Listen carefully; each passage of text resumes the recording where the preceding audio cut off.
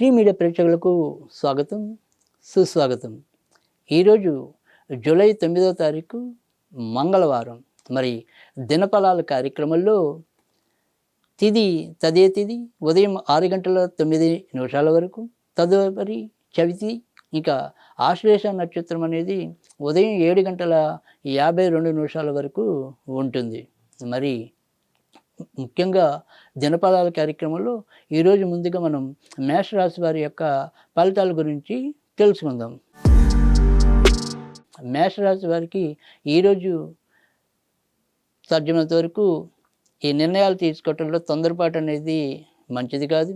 అలాగే ఏదైనప్పటికీ కూడా ఇంటి వ్యవహారాల్లో మాత్రం ఎంతో కొంత ఇబ్బంది పడటం, ఎంత జాగ్రత్తగా వాటిని పూర్తి చేద్దాం అనుకున్నప్పటికీ కూడా ఏవో రకమైన అసౌకర్యానికి లోనవటం అనేది కూడా కనిపిస్తుంది.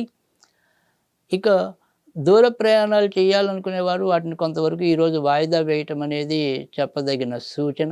ఇక తమ కింద పనిచేసే వారితో ఈరోజు ఏవైనా సరే కొన్ని చికాకులు ఎదురయ్యే పరిస్థితులు కూడా లేకపోలేదు. ఈరోజు మేషరాశి వారు సాధ్యమైనంత వరకు కూడా వెంకటేశ్వరానికి సంబంధించిన పూజలు చేసుకోవటం అనేది ఉత్తమం. వృషభరాశి వారు వారు ఎంచుకున్న పనుల్లో ఈరోజు చాకచక్యంగా ముందుకెళ్ళిపోవటం అనేది అయితే కనిపిస్తుంది. ఎవరితో ఎలా మెసలాలో, ఏ పనిని ఎలా లౌక్యంగా చేయాలో ఈరోజు వాటిని చాలా సమర్థవంతంగా నిర్వహించడం అనేది కూడా కనిపిస్తోంది.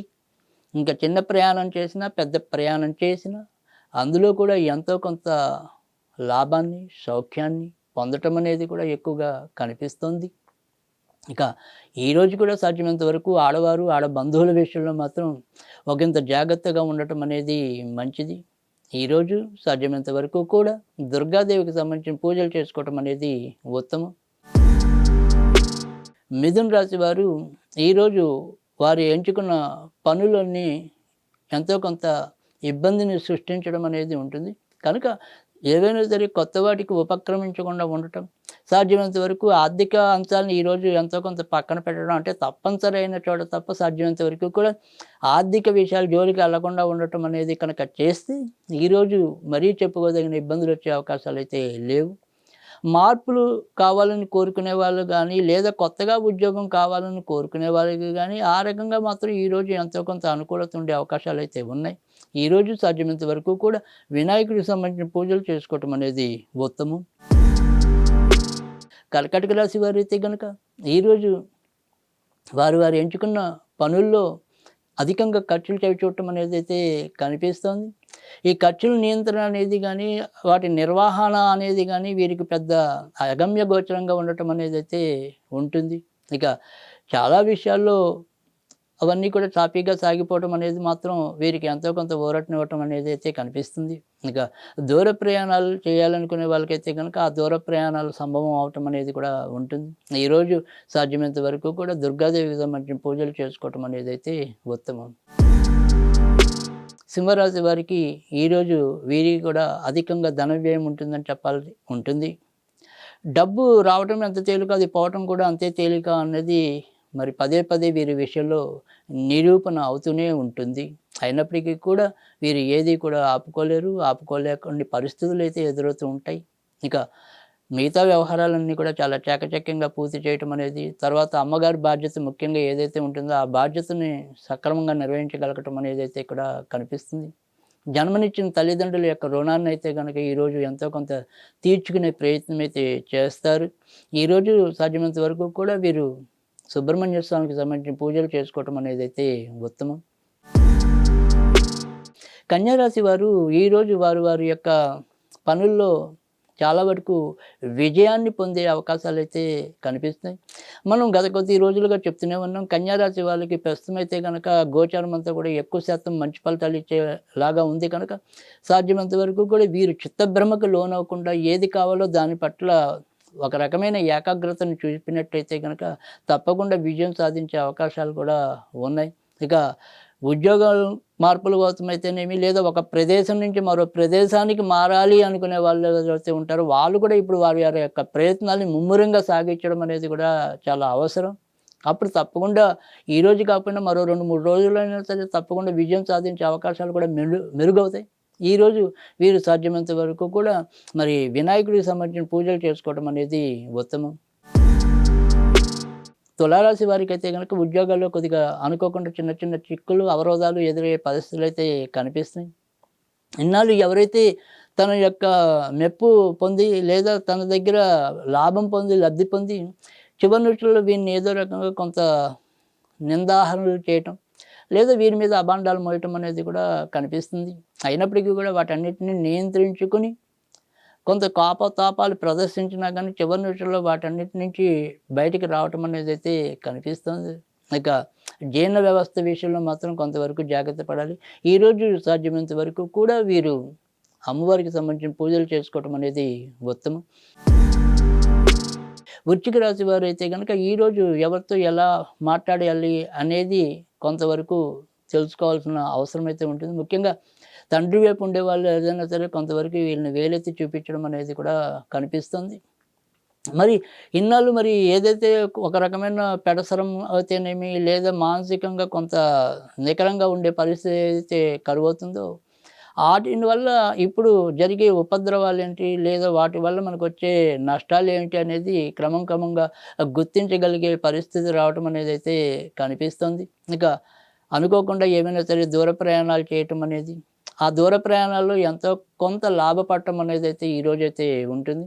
ఈరోజు సాధ్యమైనంత వరకు కూడా నరసింహస్వామికి సంబంధించిన పూజలు చేసుకోవటం అనేది ఉత్తమం. ధనుర్రాశి వారు అయితే కనుక ఈరోజు వారి యొక్క ఆరోగ్య విషయంలో ఈరోజు కూడా ఎంతో కొంత శ్రద్ధ తీసుకోవటం అనేది అవసరం. ముఖ్యంగా ఈ దీర్ఘకాలిక రోగాలు ఎవరికైతే ఉంటాయో, ముఖ్యంగా మధుమేహం అయితేనేమి, కీళ్ళవాతం అయితేనేమి, ఇలాంటి ఆరోగ్యాలు ఏవైతే అనారోగ్యాలు ఏవైతే ఉంటాయో వాటి నియంత్రణ విషయంలో మాత్రం ఎంతో కొంత జాగ్రత్త తీసుకోవటం అనేది మంచిది.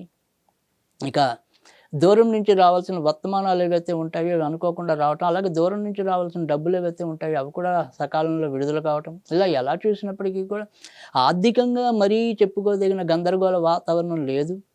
కానీ ఏదో రకమైన లోపల ఇంతకంటే నేను ఎక్కువ సంపాదించవచ్చు కదా, ఇంతకంటే నేను ఎక్కువ లాభం పొందొచ్చు కదా, ఎందుకు ఇలా చేయలేకపోతున్నాను, ఎందుకు ఇలా ఇక్కడ ఆగిపోతున్నాను అనే ఒక సంశయం మాత్రం మీలో పదే కలిగే అవకాశాలు లేకపోలేదు. ఈరోజు సాధ్యమైనంత వరకు కూడా వెంకటేశ్వర స్వామికి సంబంధించిన పూజలు చేసుకోవటం అనేది ఉత్తమం. మకర రాశి వారు ఈరోజు భార్య విషయంలో ఒకంత జాగ్రత్తగా ఉండటం అనేది మంచిది. వారి పరంగా లేదా భర్త అంటే భార్యకు భర్త, భర్తకు భార్య, వీళ్ళిద్దరూ ఇలా పరస్పరం ఏదైనా సరే కొంతవరకు ఇబ్బందులకు లోనయ్యే అవకాశాలు అయితే కనిపిస్తుంది. ఇంకా పార్ట్నర్షిప్ వ్యవహారాల్లో ఉన్న వాళ్ళకి అక్కడ కూడా ఏవైనా సరే కొంత ఇబ్బందులు తలెత్తే అవకాశం కూడా ఈరోజైతే ఎక్కువగా కనిపిస్తోంది. ఇక దూర ప్రయాణాలు వాళ్ళకి తప్పకుండా దూర ప్రయాణాలు లాభిస్తే, కోర్టు వ్యవహారాలు ఉన్న వాళ్ళకైతే కనుక ఆ కోర్టు వ్యవహారాలు మళ్ళీ కొద్దిగా ముందుకెళ్ళే అవకాశాలు లేదా వాయిదా పడే అవకాశాలు అయితే కనిపిస్తున్నాయి. అయితే ఏదైనప్పటికీ కూడా అది వీరికి ఎక్కువ శాతం అనుకూలంగానే వెళ్ళే అవకాశాలు అయితే కనిపిస్తున్నాయి. మిత్రులు, బంధువుల విషయంలో మాత్రం ఈరోజు సాధ్యమైనంత వరకు కూడా అచితుచి అడిగేయటం అనేది మంచిది. ఈరోజు సాధ్యమైనంత వరకు కూడా వెంకటేశ్వరానికి సంబంధించిన పూజలు చేసుకోవటం అనేది ఉత్తమం. కుంభరాశి వారికి అయితే కనుక ఈరోజు కూడా మరీ చెప్పుకోదగిన చెడు పరిస్థితులు కానీ, అననుకూల పరిస్థితులు కానీ కనిపించడం లేదు. వీరు నిజాయితీగా కష్టపడుతూ 24 గంటలు ఏవైతే చేస్తూ వచ్చారో వాటన్నిటికీ కూడా ఈరోజు ఎంతో కొంత గుర్తింపు, గౌరవం పొందటం అనేది అయితే కనిపిస్తోంది. ఇక ఎవరైతే మరి పూర్వభద్ర నక్షత్రంలో పుట్టారో ఆ పూర్వభద్ర నక్షత్రం వారికి మాత్రం ఆరోగ్యం అంత సక్రమంగా లేకపోవటం అనేది, ఒక సమస్య వదులుతుంది అనుకునేటప్పటికి ఆరోగ్యపరంగా ఇంకో సమస్య రావటం అనేది అయితే కనిపిస్తుంది. శతభిష నక్షత్రం వారికి కొంతవరకు విశ్రాంతి తరగడం, ధనిష్ట నక్షత్రం వారికి వారి యొక్క పెళ్ళైన వాళ్ళైతే కనుక వారి యొక్క భాగస్వామి విషయంలో ఏదో రకమైన ఇబ్బందులు, ఈ రకంగా కొంతవరకు కుంభరాశిని ఇబ్బంది పెట్టడం అనేది అయితే కనిపిస్తోంది. ఇక ఈ రోజైతే కుంభరాశి వారికి సాధ్యమైనంత వరకు కూడా సుబ్రహ్మణ్య స్వామికి సంబంధించిన పూజలు చేసుకోవటం అనేది ఉత్తమం. మీనరాశి వారు ఈరోజు కూడా వారు తీసుకునే నిర్ణయాలకు 1-2 సార్లు ఆలోచించి తీసుకోవడం అనేది చాలా అవసరం. నాకే అన్నీ తెలుసు, నేనే ఏదైనా సరే సమర్థవంతంగా పూజ చేస్తాను, నాకు చాలా సహనం ఉంది, ఇలా అనుకుంటే ఒక్కోసారి కాలం దానికి వ్యతిరేకంగా మీకు సమాధానం చెప్పడం అనేది కూడా ఉంటుంది. అలాంటి ఒక విచిత్రమైన పరిస్థితులు ఈరోజు ఎదురయ్యే అవకాశం కూడా లేకపోలేదు.